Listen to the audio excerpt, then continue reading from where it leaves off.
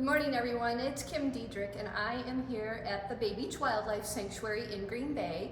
And I wanted to fill you in a little bit on what has been happening here at the sanctuary while we have been in this weird COVID situation for the past year. So we have been updating and redoing a lot of our inside exhibits in our nature center. So I'm just going to highlight a few of those today and talk about some other things that have been happening while our buildings have been closed to the public.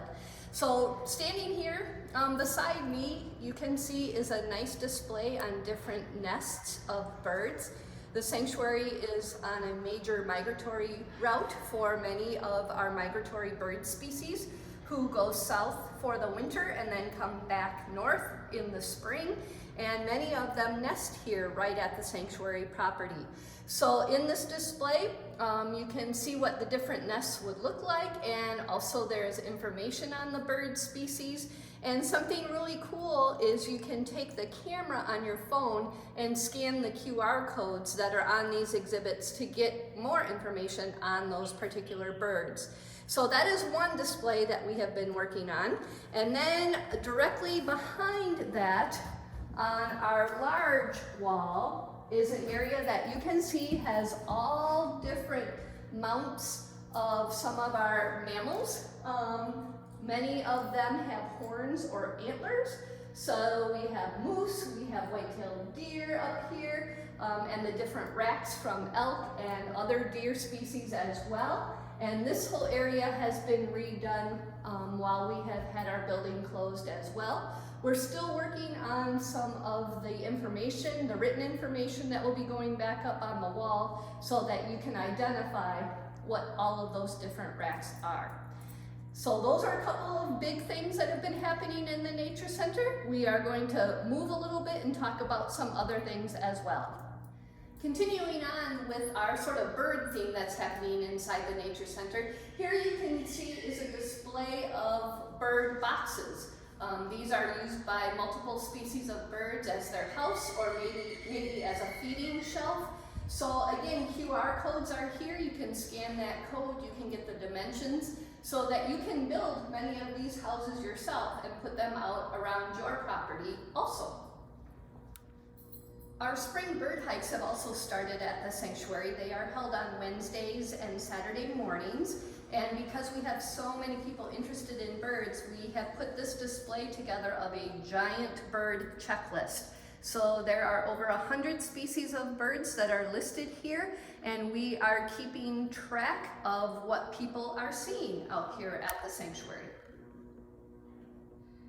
Something else that Jody and I do every day, even when COVID is not happening, is we are responsible for taking care of a number of live animals who are in pod areas in the Nature Center. So we have to feed these critters, we have to check on them every day, rearrange their furniture so they have enrichment or something to do. So right now I'm going to feed our leopard gecko and our white tree frog and our tiger salamander. So basically these critters are all here for some reason, whether it was being an unwanted pet or something is not quite right with them. Leopard geckos are not native to Wisconsin, so he was a pet, and you will notice that it looks like he has two heads. That is because he has lost part of his tail.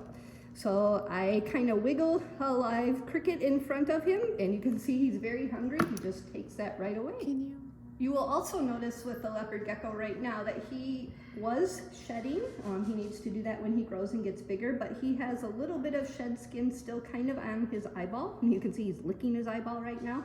That does make it a little bit harder for him to see.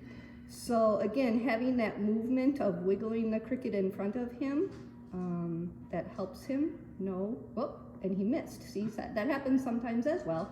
So we'll just make sure that he has another chance to get that one, and there you go.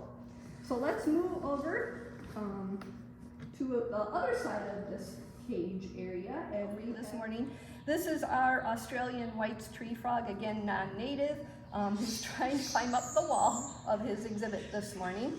He also eats crickets, so if I wiggle this in front of him, he does have very poor eyesight, and you can see that also with looking at his eyes as well.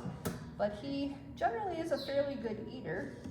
So again, I kind of wiggle the cricket for him, kind of touch the end of his nose, mouth area. He's too busy sliding, I think, right now. Well, let's go to the salamander. The tiger salamander is a native species, and he is in the water dish. Also doesn't have great eyesight. Wiggle that cricket in front of him, and he takes that as well. So we go through a lot of crickets here at the sanctuary because a number of our animals do eat crickets. With these three, they are hand-fed, again by Jody and myself primarily. Oh, you grabbed onto the tweezers. You need to get that back to me, bud, so I can get you some more. So again, just an example of 3 of the animals that we are taking care of on a daily or every other day basis that live here at the Nature Center. Another part of our job that Jody and I are very intimately involved with is taking care of some of our program ambassador animals. Our ambassador animals are critters who have come through our rehab program and are unable to be released back out into the wild. So right now, I have one of our ambassador fox snakes with me. This was a snake who was found in someone's house in the middle of winter a couple years ago, hibernating or trying to hibernate. And the folks did not want this snake in their basement, so they brought it here to the sanctuary. And being that it was the middle of winter and cold and frozen ground, it was unable to be released back out into the wild.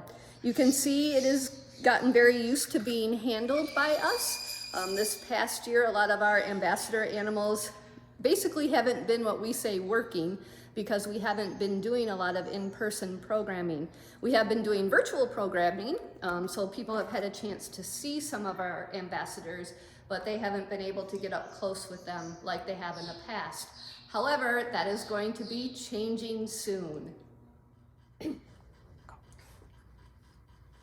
All right, another one of our critters that we take care of is Elmer, who is our little southern flying squirrel, and he's kind of hiding in his bag this morning.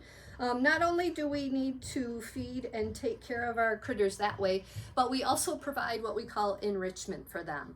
So that is something active that keeps their mind active and sometimes keeps them physically active. So one of the ways that we provide enrichment for Elmer is putting him in his little exercise ball.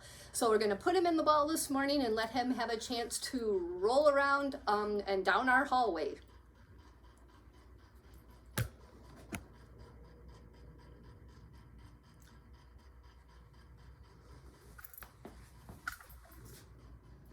Okay, Elmer is now in his ball. Some days it takes him a little while to get acclimated to being in there, but I'm just going to give him a little roll and see if he will continue to run on his own. Once he gets going, he does make it all the way down the hallway. Some days we have to block off areas to keep him out of getting caught under a desk or under a chair or something like that. But again, this is one way to provide enrichment for him. It does get him out and gets him exercising and moving around a bit.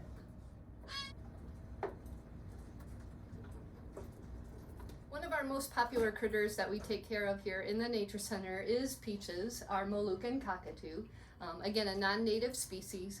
Peach is here with us because she was an unwanted pet, and she is one of our oldest animals that is here that Jody and I take care of. Peach is now 30 years old. We do try to get her out of her enclosure every day. You can see she's up on her perch right now. A lot of times she likes to climb off of her perch and run down the hallway. And one of her favorite toys or enrichment tools that we have is this old plastic watering can. So I'm going to set that down on the floor. We will see if Peach wants to get down.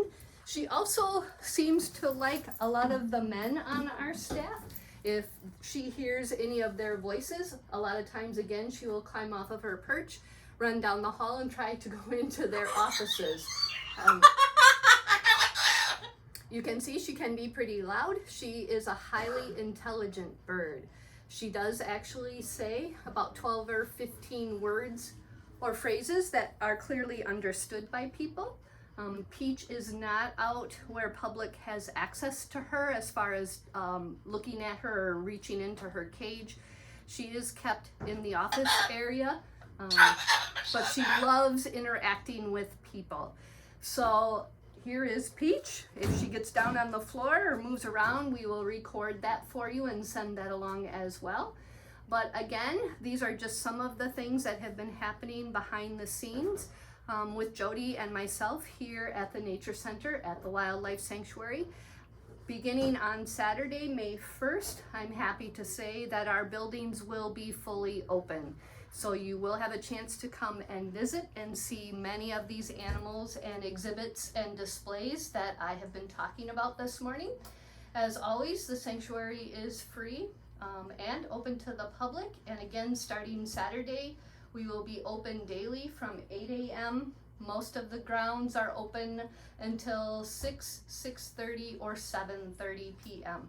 So check out our website at baybeachwildlife.com and you can get up-to-date information, and we hope to see you all visiting soon. Hello. Are you a pretty bird? Are you a pretty girl?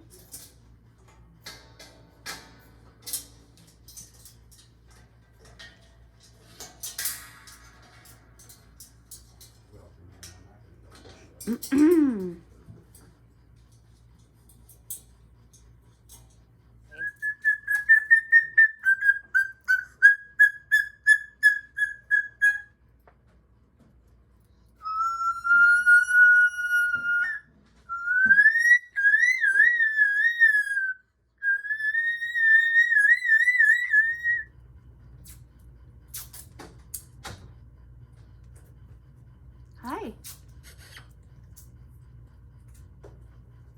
Say hi, Peaches.